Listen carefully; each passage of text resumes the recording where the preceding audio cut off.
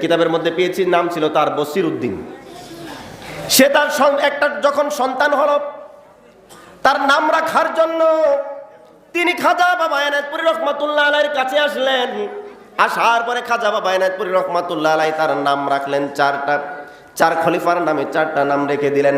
মুরিদ বলে, বাবা জান আমার তো সন্তান একটা, কিন্তু নাম তো রাখলেন 4টা, কোন নামটা আমি রাখবো?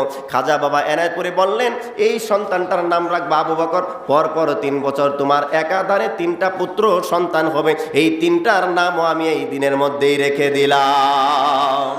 আরো জোরে বলেন সুবহানাল্লাহ। আল্লাহুম্মা সাল্লি আলা মাওলানা মুহাম্মাদ ওয়া আলা আলি মাওলানা।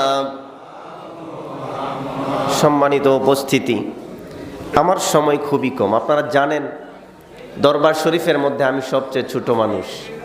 এর কারণ হচ্ছে দরবার শরীফে আমার বয়স মাত্র 1 মাস 1 দিন। এই দরবারে আমার বয়স কয় দিন? 1 মাস 1 দিন। তো 1 মাসের বাচ্চা, সেজন্য আমাকে গড়ে উঠতে একটু সময় লাগবে, এটা আমি নিজেও জানি।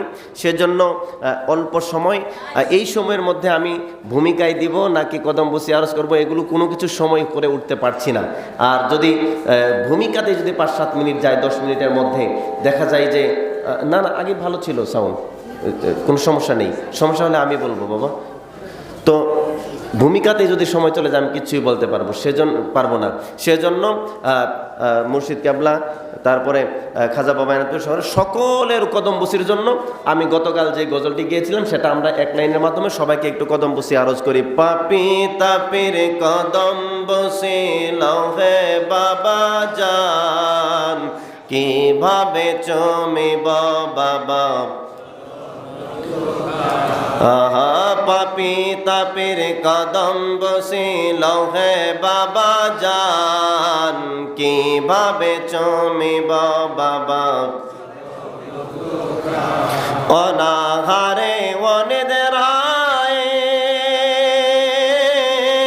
মুদের ব্যথারি দেশ কাটাইলেন জীবন বাবা, কাটাইলেন জীবন বাবা, ছাড়িলেন জাহান, কিভাবে চমিব বাবা চর।